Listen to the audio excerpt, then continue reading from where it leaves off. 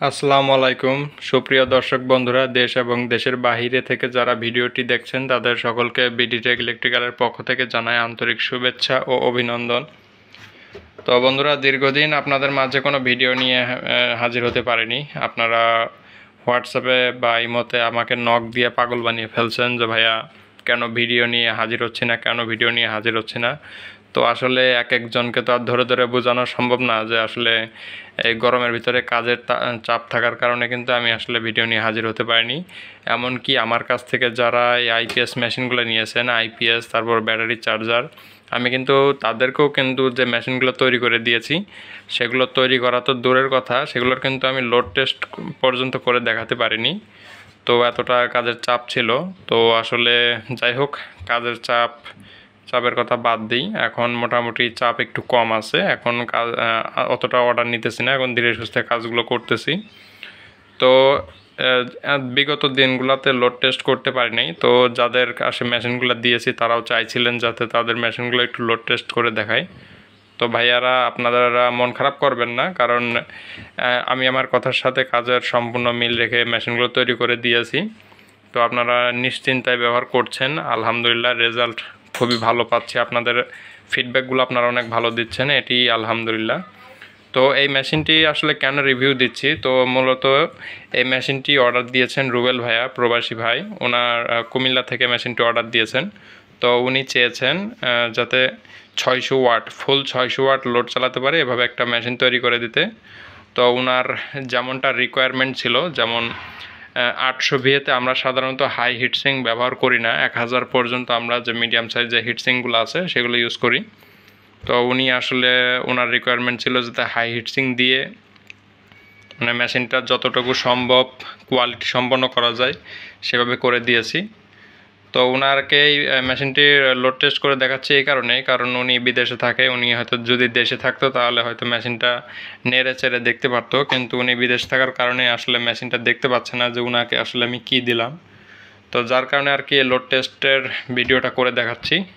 তো যাই হোক, এর পরবর্তীতে যতগুলো মেশিন তৈরি করব সবগুলাই চেষ্টা করব লোড টেস্ট করে দেখানোর। তো চলুন আর কথা বাড়াবো না, সোজা লোড টেস্টে চলে যাই। তো দেখুন, এই যে আমার মেশিনের এই যে এসি কর্ডটা আছে, এসি কর্ডটা দেখুন আমি এই যে ডাইরেক্ট লাইনে ঢুকিয়ে রাখছি। তো বর্তমানে আমার কিন্তু এখন এসি ইন আছে, আমি দেখাই একটু।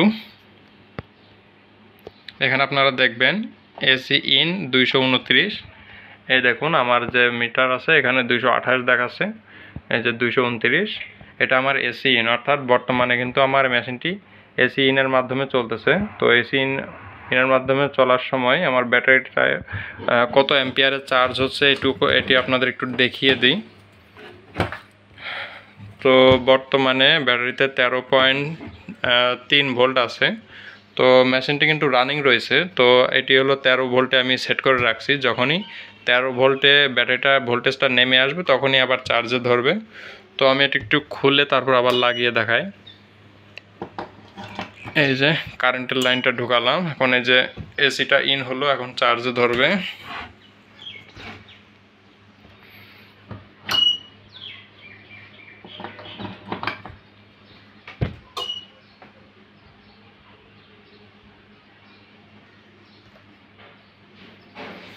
তো আসলে মেশিনটা রানিং মেশিন রয়েছে, তো যার কারণে দেখাতে পারছি না, একটু হোল্ড করতে হবে। 13 ভোল্টে নেমে আসলেই চার্জ ধরবে।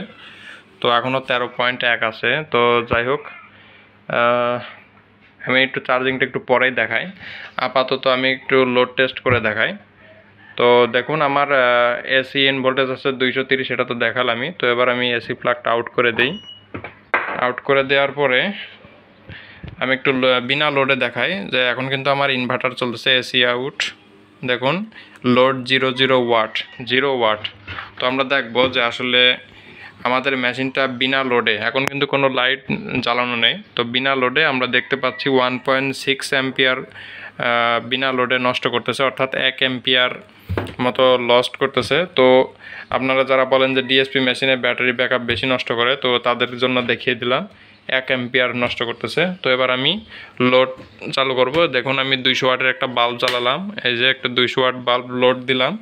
তো 200 ওয়াট লোড দেওয়ার পরে আমি দেখি ডিসপ্লেতে এসি আউট 223, এই দেখুন 230 দেখাচ্ছে, এবং লাইটের একটু ওয়াটটা বেশি আছে। তো এই দেখুন মিটারেও কিন্তু 223 দেখাচ্ছে, ঠিক আছে।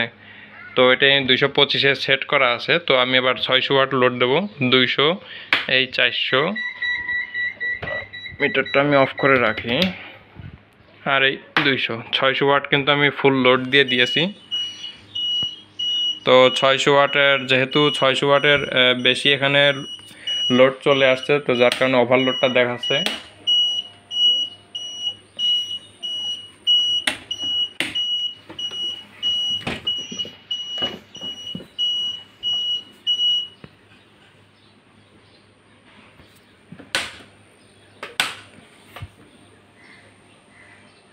তো এই দেখুন 597 ওয়াট কিন্তু লোড চলতেছে, অর্থাৎ ফুল 600 ওয়াট লোড দিয়ে কিন্তু আমার 597 ওয়াটে কিন্তু এখন মেশিনটি সুন্দরভাবে রান করতেছে। তো এই দেখুন আউটপুট ভোল্টেজটা আপনারা দেখুন, 600 ওয়াট লোডে আমার আউটপুট ভোল্টেজ 224, ঠিক আছে।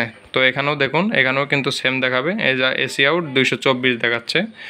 তো এই দেখুন 596 ওয়াট কিন্তু আমার রানিং চলতেছে। তো এই যে আমি 600 ওয়াট পুরো লোড দিয়ে দেখিয়ে দিলাম।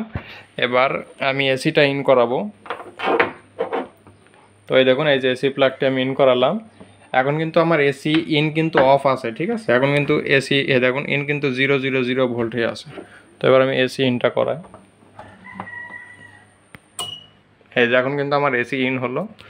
তো এখন কিন্তু আমার কারেন্টের মাধ্যমে চলতেছে। এই দেখুন কুলিং ফ্যানটা অলরেডি চালু হয়ে গেছে।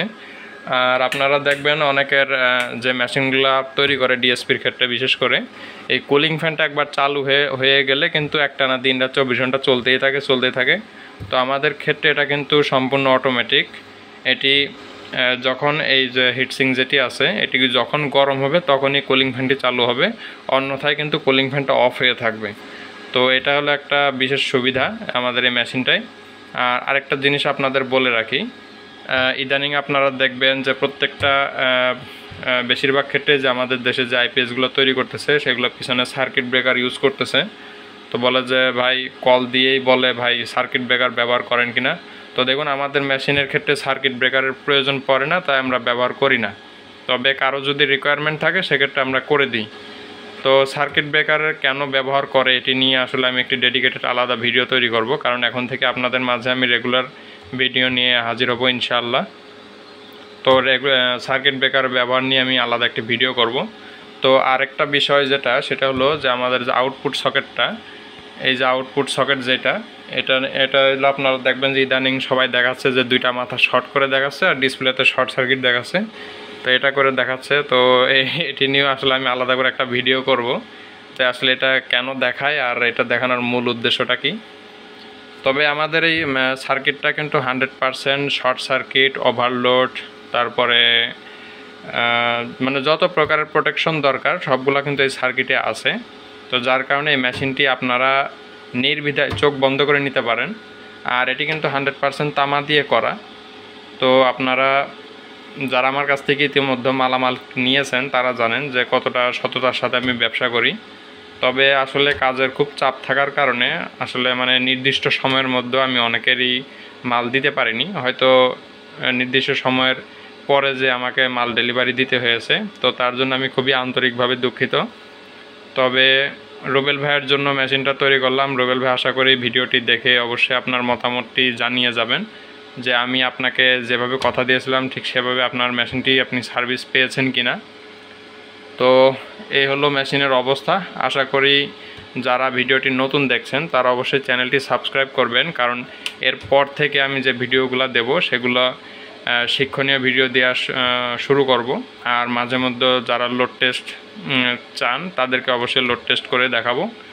তো সকলে ভালো থাকবেন, সুস্থ থাকবেন, এই কামনা নিয়ে ভিডিওটি শেষ করব। তবে তার আগে আরেকটা জিনিস দেখাতে ভুলে গেছি, সেটি হলো আমাদের এই মেশিনটার এই যে ব্যাক সাইডটা হলো এরকম। এখানে আমি যে সুইচটা ইউজ করছি, অনেকে জানতে চাইছেন যে ভাই সুইচের কাজ কি। এটা হলো হাই চার্জ লো চার্জের সিস্টেম। তো এই দেখুন এখন কিন্তু আমার ব্যাটারিটা চার্জ হচ্ছে, ঠিক আছে। তো আমি একটু অ্যাম্পিয়ারটাকে সিলেক্ট করে দিই। দেখুন বর্তমানে আমার ব্যাটারিটি 9.5 অ্যাম্পিয়ারে চার্জ হচ্ছে। তো যখন আমি এই সুইচটা অন করে দেব এই যে সুইচটা অন করে দিলাম। এখন দেখুন, এখন কিন্তু 10:30, এই দেখুন 10:30 বা 11 অ্যাম্পিয়ার চার্জ হচ্ছে। তো এই সুইচটা আপনারা কখন ব্যবহার করবেন এটা আপনারা জানতে চাইছেন। তো দেখুন, যখন ঘন ঘন কারেন্ট যাবে, মানে খুব ঘন ঘন কারেন্ট যাচ্ছে, সেক্ষেত্রে আপনারা ওই পিছনের সুইচটা অন করে রাখবেন, অন্যথায় ওই সুইচটা অফ করে রাখবেন। যদি দেখেন যে ঘন্টায় 1 ঘন্টা কারেন্ট থাকলো, তারপর পরে আবার কারেন্ট চলে গেল, আবার 2-3 ঘন্টা কারেন্ট নাই, আবার কিছুক্ষণ এসে থাকলো, যদি এরকম সমস্যা হয় সেক্ষেত্রে পিছনের সুইচটা অন করে রাখবেন। তাছাড়া পিছনের সুইচের কোনো সুইচটা অফ করে রাখাই ভালো। তো যাই হোক, অনেক সময় নষ্ট করলাম আপনাদের মাঝে। তো সকলে ভালো থাকবেন, সুস্থ থাকবেন, আর আমার জন্য দোয়া করবেন যেন আপনাদের জন্য ভালো ভালো ভিডিও নিয়ে আর আপনাদের জন্য কোয়ালিটিফুল এমন সার্ভিস মেশিন নিয়ে আপনাদের সার্ভিস দিতে পারি। তো সেই কামনায় এখানে ভিডিওটি শেষ করছি। আসসালামু আলাইকুম।